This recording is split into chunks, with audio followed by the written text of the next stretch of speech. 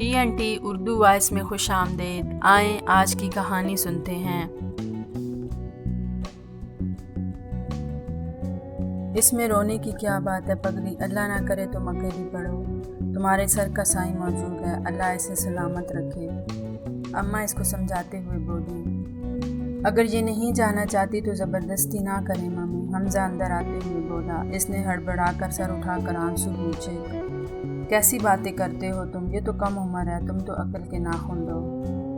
اپنی چھوٹی بہن سمینہ کو دیکھو، اور پھر تم تو خوش نصیب ہو کہ تمہارے ساتھ حمزہ جیسا ساتھ نبھانے والا سمجھدار ساتھی ہے۔ وہ سمجھا رہی تھیں، ساتھ نبھانے والا یا تانے دے دے کر مارنے والا۔ اس نے شاکی نظروں سے بے اختیار حمزہ کو دیکھا جو پہلے ہی سے اسے دیکھ رہا تھا۔ اسے دیکھ کر اس نے اپنی نظروں کا زاویہ بدل لیا۔ ممی کافی دیر سے سمجھاتی رہیں، پھر ناشتے کے بعد وہ اس کے ساتھ پیکنگ کراتی رہیں۔ بٹلر، ڈرائیور، ہر طرح کے ملازم ملے ہوئے ہیں حمزہ کو، تمہیں وہاں کوئی پریشانی نہیں ہوگی۔ اپنی اور حمزہ کی، اپنے گھر کی اور ساز و سامان کی حفاظت کی ذمہ داری اب تمہاری ہے، وہ ہولے ہولے سے سمجھانے لگی۔ نرم کہے سخت کہے سن لیا کرنا، جب وہ غصے میں ہو تو تم چپ ہو جایا کرنا۔ وہ غصہ کم کرتا ہے، مگر جب غصے میں ہو تو اس کے سامنے سے ہی ہٹ جایا کرنا۔ کیوں کیا مارتے ہیں؟ وہ خوفزدہ ہوئی۔ نہیں، وہ بے ساختہ مسکرائیں، اس کا غصہ سمندر کے نیچے چھپے خاموش طوفان جیسا ہوتا ہے۔ تمہیں ڈرنے کی ضرورت نہیں ہے، بس حالات اور موقع محل دیکھ کر بات کیا کرنا۔ نہ جانے کیوں مجھے لگتا ہے کہ وہ تم سے کچھ ناراض ہے، انہوں نے کچھ سوچتے ہوئے کہا۔ مجھے بھی لگتا ہے، کیا انہوں نے آپ سے کچھ کہا؟ اس کے منہ سے بلا ارادہ نکلا۔ نہیں، وہ اپنے دل کی بات آسانی سے نہیں کہتا، بس چاہتا ہے کہ دوسرا خود ہی سمجھ جائے۔ اور جب سپنا ان کے پاس سے اٹھنے لگی تو انہوں نے ایک آخری بات کہی، تمہیں لگتا ہے کہ حمزہ تم سے ناراض ہے تو کھل کر اس سے بات کرو۔ کھل کر بات کرنا گھٹ گھٹ کر کل سوچ کے ساتھ جینے سے بہتر ہے۔ اب میں چلتی ہوں، تم بھی تیاری کرو، وقت تنگ ہو رہا ہے۔ گھر سے کراچی تک کا راستہ خاصی خاموشی سے کٹا تھا، سوائے چند ایک ضروری باتوں کے حمزہ نے اس سے کچھ بھی نہیں کہا تھا۔ ایئرپورٹ پر آفس کی گاڑی انہیں پک کرنے آئی تھی۔ حمزہ تو گھر آتے ہی تیار ہو کر کہیں چلا گیا تھا۔ گھر کے نوکروں نے خود ہی اپنے آپ کو متعارف کروایا تھا۔ گھر میں سب ہی مرد ملازم تھے۔ دفتر سے منی کا خیال آیا۔ اس نے اپنی ٹیلی فون ڈائری میں سے اس کا نمبر نکالا، یہ منی کا ذاتی نمبر تھا۔ دوسری بیل پر اس نے فون اٹھا لیا۔ اس کی آواز سن کر وہ بہت خوش ہوئی تھی۔ آج ہی بلکہ چند گھنٹے پہلے ہی آئی ہوں، بور ہو رہی تھی، سوچا تم سے بات کر لوں اور اپنے آنے کا بھی بتا دوں۔ اس نے کہا، اچھا کیا، اب آپ اور حمزہ بھائی ہمارے گھر آئیے گا، بلکہ ہم خود آئیں گے۔ وہ کافی مسرور اور مطمئن لگ رہی تھی۔ اسے کچھ دیر باتیں کرنے کے بعد سپنا نے فون رکھا ہی تھا کہ بٹلر آ گیا۔ آپ کو کچھ چاہیے؟ نہیں تھینکس، میں کچھ دیر ریسٹ کروں گی۔ گھر میں مہمانوں کا آنا جانا تو ہوتا ہوگا؟ اس نے سوال کیا۔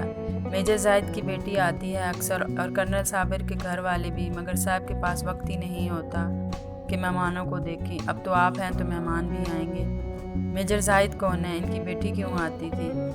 اس کے کان بیٹی کے نام پر کھڑے ہوئے۔ کرنل صاحب کے گھر والے اور میجر زاہد کی بیٹی کالونی میں ہی رہتی ہیں، بڑے زندہ دل ہیں، میجر صاحب سے ان کی اچھی بات چیت ہے، بٹ مین نے سادگی سے بتایا۔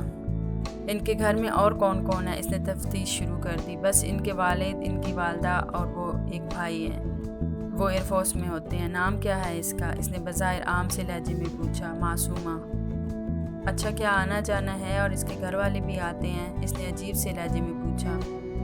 جی بیگم صاحبہ، معصومہ میم کی تو بہت اچھی دوستی ہے، بلکہ ان کے گھر والے تو میجر صاحب سے رشتہ طے کرنا چاہتے تھے، مگر انہی دنوں میجر صاحب کا رشتہ آپ سے طے ہو گیا۔ میجر صاحب کی شادی کے بعد معصومہ میم گھر پر نہیں آئیں۔ جوڑے تو جی آسمانوں پر بنتے ہیں۔ ہمارے میجر صاحب کی قسمت میں آپ تھیں۔ وہ باتونی ہونے کے ساتھ ساتھ احمق بھی تھا، اس لیے جو باتیں نہیں کرنی تھی وہ بھی کہہ گیا۔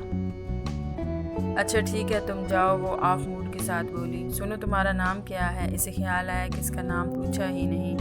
خیر دین بیگم صاحبہ، خیر دین ہے میرا نام، اس نے بتایا۔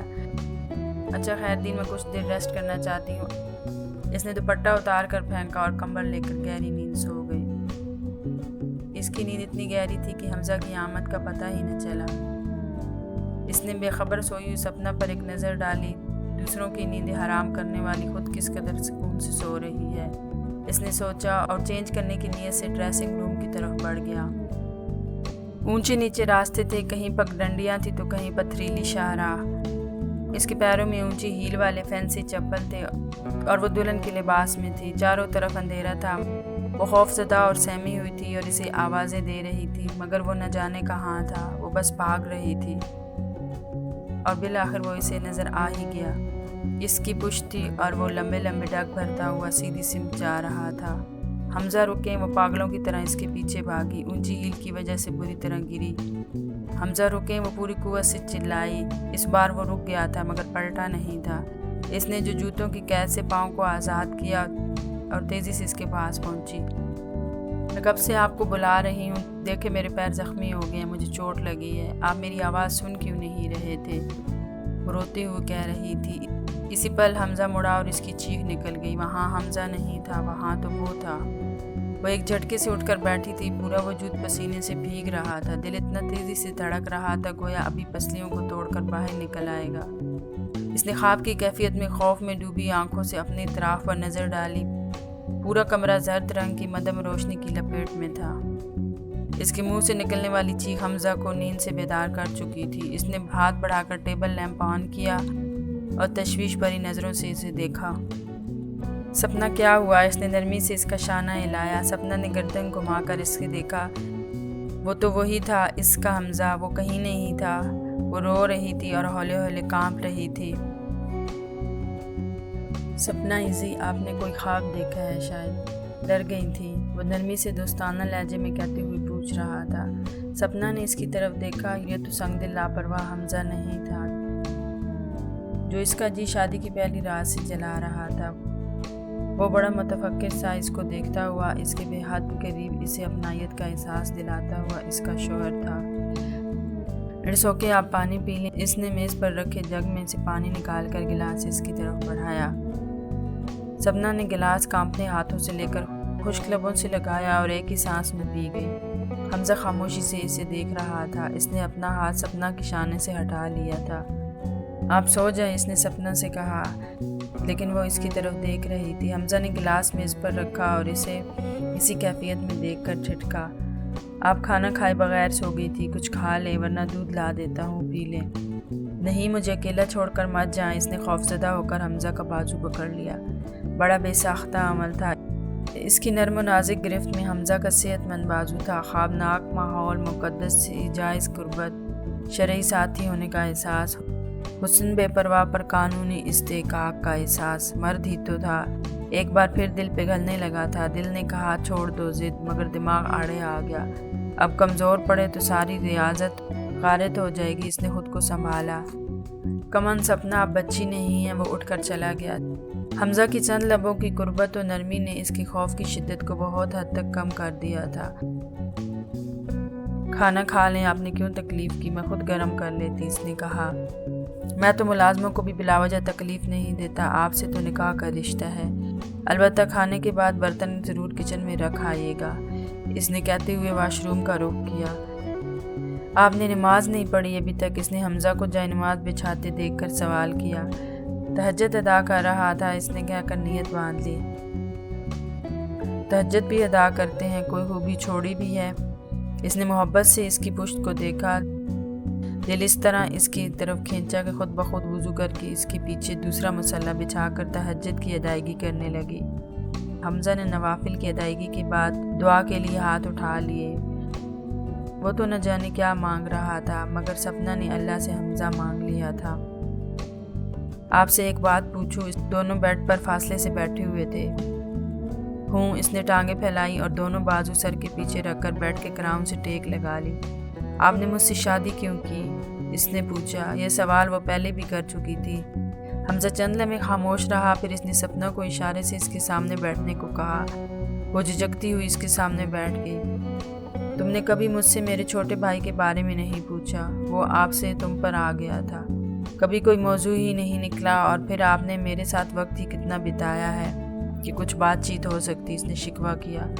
تمہارے ساتھ یونیورسٹی میں ایک لڑکا پڑھتا تھا، شمس، یاد ہے؟ حمزہ نے تمہید باندھی۔ ہاں، کیوں، آپ اسے کیسے جانتے ہیں؟ وہ حیران ہوئی۔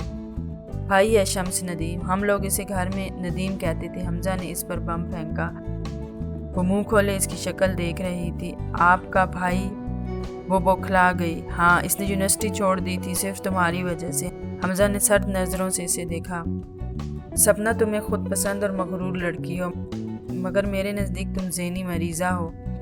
تم کو اپنے حسن پر ضرورت سے زیادہ ہی ناز تھا۔ شمس مجھ سے اکثر تمہاری باتیں کرتا تھا، کیونکہ ہم دونوں صرف بھائی ہی نہیں اچھے دوست بھی ہیں، اس نے کہنا شروع کیا۔ شمس کہتا تھا کہ سپنا مجھے بہت قابل رحم لگتی ہے، اس کی محبت غلط ہے، وہ بھٹکی ہوئی ہے، اس کو مددگار ہاتھ کی ضرورت ہے جو اسے تراش کر خوبصورت ہیرا بنا سکے۔ وہ کہتا تھا کہ کاش سپنا میری بہن ہوتی۔ حمزہ کے الفاظ اس پر نوکیلے پتھر بن کر برسے، اور آخری جملے نے تو اس کی ہستی ہلا کر رکھ دی تھی۔ بہن اس کے منہ سے نکلا۔ ہاں، وہ تمہیں نینا کی طرح سمجھتا تھا۔ وہ کہتا تھا کہ کاش میں سپنا کو اس خود پسندی اور غرور کے پھندے سے آزاد کر کے ایک معتبر سوچ دے سکوں۔ وہ تم پر لائن نہیں مارتا تھا سپنا، وہ تمہاری مدد کرنا چاہتا تھا، مگر تمہارے دماغ میں بھی عام لڑکیوں کی طرح خناس بھرا ہوا تھا کہ تم سے زیادہ حسین کوئی نہیں، اور جو لڑکا تمہیں دیکھتا ہے وہ تمہارے ظاہری حسن پر فدا ہو جاتا ہے، وغیرہ وغیرہ۔ ربش، وہ سخت طیش میں تھا۔ سپنا سانس روکے اسے سن رہی تھی، پلک جھپکے بغیر اسے دیکھ رہی تھی۔ اس روز شمس تم سے بات کرنا چاہتا تھا، وہ تمہیں سمجھانا چاہتا تھا، مگر میرا بھائی معصوم تھا، تم نے اس کا مذاق اڑایا اور اڑوایا بھی۔ سارے ڈپارٹمنٹ میں سب لوگوں میں اس کا تماشا بن گیا۔ ندیم ہمیشہ مجھ سے ذکر کرتا تھا کہ سپنا کو حسین چہرے پسند ہے، مگر اس کی پسند سطحی ہے۔ وہ مجھ سے کہتا تھا کہ بھائی میرا دل چاہتا ہے آپ سپنا سے شادی کر لیں۔ حمزہ کی اس بات نے انکشاف کا ایک نیا در کھول دیا تھا۔ مجھے اپنے بھائی کی باتیں بچگانہ لگتی تھی۔ جس روز تم نے اس کا تماشا بنایا تھا اس روز وہ تمہیں گھور نہیں رہا تھا، بلکہ کئی دنوں کی ذہنی کشمکش کے بعد اپنے اندر ہمت کر کے تم سے میرے متعلق بات کرنے کے ارادے سے تمہارے پاس آنا چاہتا تھا۔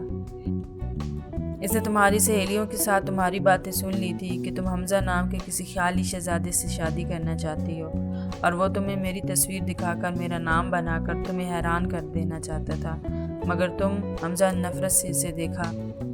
تمہاری نظر میں حسن کا معیار یہ ہے کہ برا رنگ ہو، خوبصورت نین نقش ہو، پرکشش جسم ہو۔ وہ چند لمحوں کے وقفے سے بولا۔ سپنا کی آنکھیں پہلے ہی جھکی ہوئی تھی، اب اس کی گردن بھی جھک گئی تھی۔ مگر میری نظر میں یہ حسن نہیں ہے، اس نے کچھ دیر ٹھہر کر کہا۔ ندیم نے یونیورسٹی چھوڑ دی اور وجہ صرف مجھے بتائی۔ میں ایک روز یونیورسٹی آیا تھا کہ سپنا سے مل کر اس کی طبیعت صاف کر دوں، مگر جب اتفاقاً ہی صحیح میں نے تمہاری اور انیلا کی باتیں سنی تو مجھے لگا کہ تمہیں سبق سکھانا چاہیے۔ اگر ایسا نہ کیا تو نہ جانے تم کس کس کا ستیہ ناش کرو گی۔ بہرحال قصہ مختصر یہ کہ میں نے کسی نہ کسی طرح تمہارے گھر کا پتہ حاصل کر لیا۔ سپنا چونک کر اس کی شکل دیکھ رہی تھی۔ قدرت نے میرا کام آسان کر دیا تھا اور تم دلہن بن کر میرے گھر آ گئی۔ وہ لمحہ بھر رکا، سپنا کی ہمت نہیں پڑ رہی تھی اس سے کچھ پوچھنے کی۔ ندیم ہماری شادی سے پہلے ہی فلائی کر گیا تھا، پھر شادی کی پہلی رات سے آج تک میں نے تمہیں خود سے دور رکھا، سزا کے طور پر۔ اس نے ہمت کر کے حمزہ کا ادھورا جملہ پورا کر دیا۔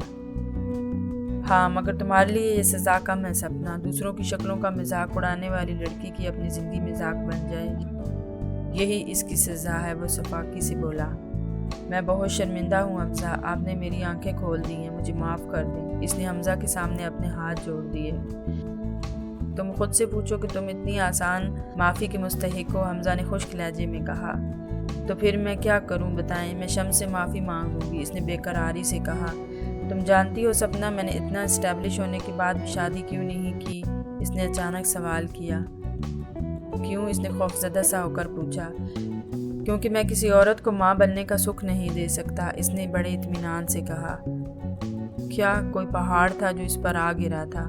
ہاں، اور یہی تمہاری سزا ہے۔ وہ کسی شفاق جلاد کی طرح لگ رہا تھا۔ سپنا پھٹی پھٹی آنکھوں سے اسے دیکھ رہی تھی۔ یہ احساس تو ہر لڑکی میں ہی نکاح کے بعد پیدا ہوتا ہے کہ اس نے ماں بننا ہے۔ حمزہ نے اس سے ایسا انتقام لیا تھا۔ کیا میرا جرم اتنا بڑا تھا؟ اس کی آواز دور کسی کنویں سے آئی۔ سزا تمہارے کارنامہ کے مقابل میں بہت کم ہے سپنا بیگم۔ वो शफाक और बेरहम लहजे में बोला था। पहली बार सपना को इसके खूबसूरत चेहरे से घिन आई थी। पहली बार इसे मुजफ्फर के रिश्ते पर, हमजा के रिश्ते को फौकियत देने पर शर्म महसूस हो रही थी। इसने किस किस का दिल अपनी जाहिलाना बातों से दुखाया होगा। आज इसकी आंखों से पछतावे के आंसू निकल रहे थे। आज वो खूबसूरती और बदसूरती के फ़र्ज को समझ पाई थी। इसके सामने बैठा हुआ वो बज़ाहिर शख्स अधूरा था और इसे भी अधूरा ही रखना चाहता था।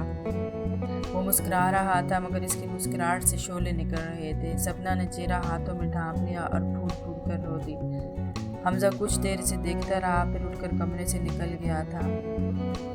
आज मेरे लफ्ज़ों के तीर खुद मुझे ही छलनी कर रहे हैं। कल तक मैं लोगों का मजाक उड़ाती रही और आज खुद मेरी ही ज़िंदगी एक मजाक बनकर रह गई है। काश मैं किसी का मजाक उड़ाने से पहले ये सोच लेती कि मेरे लफ्ज़ इसकी सोच, इसकी ज़िंदगी, इसकी पूरी शख्सियत पर क्या असरात मरतब करेंगे। वो हमजा के घुटनों पर सर रख कर रो रही थी जब वो अचानक आकर इसके पैरों पर बैठ गई थी और रोते हुए इसके घुटनों पर सर रख दिया था। हमजा अब भी चुप था। हमजा, मुझे मेरे की सज़ा अल्लाह ने दी है। मैंने बहुत बड़ा गुनाह किया है। मैंने अल्लाह की सबसे प्यारी मखलूक, जिसे इसने अशरफुल मखलूकात का रुतबा दिया, इसका मजाक उड़ाया। हमजा ने नरमी से हाथ बढ़ाकर इसे शानों से थामा और अपने पहलू में बिठा लिया, मगर इसने इसके आंसू नहीं पूछे थे। हमजा, मुझे शम्स और मुजफ्फर भाई से माफ़ी मांगनी है। इनके बगैर तो अल्लाह भी मुझे माफ़ नहीं करेगा। मैं अपनी नज़रों में खुद गिर चुकी हूँ। उसने फिर रोना शुरू कर दिया। जब आपने मुझे अपनी हकीकत बताई तब मुझे आपसे घिन आ रही थी कि आपने महज इंतकाम की भेंट चढ़ाने को मेरी ज़िंदगी दांव पर लगा दी। मगर जब आपके कमरे से जाने के बाद मैंने तन्हाई में सोचा, तब मुझे एहसास हुआ कि गलती मेरी थी, कसूर मेरा था और आपकी बदौलत मुझे सज़ा मिली। यानी वजह आप बने तो आप क्यों गुस्सा हों जबकि मुझे मेरे की सज़ा मिली। आज ज़िंदगी में पहली बार मैंने अपने आप को गलत समझकर खुद को मलामत किया है। वो झुके हुए सर से इतराफ़ कर रही थी। हमजा के लबों पर बहुत हौले से मुस्कुराहट रेंगी, मगर सपना का सर झुका हुआ था, इसलिए इसकी मुस्कुराहट न देख सकी। तो ठीक है, कल नदीम घर आ रहा है, इससे माफ़ी मांग लेना। और मुजफ्फर के घर तो हम इनवाइटेड ही हैं, तुम इससे भी माफ़ी मांग लेना। कल शम्स आ रहा है, वो चौंकी। हाँ, यहीं आएगा वो, रात की फ़्लाइट है, छुट्टियों पर आ रहा है, इसने बताया। अब आराम कर लें, सुबह होने में बहुत वक्त पड़ा है, इसने खड़े होते हुए कहा। सपना भी इसकी तकलीद में खड़ी हो गई।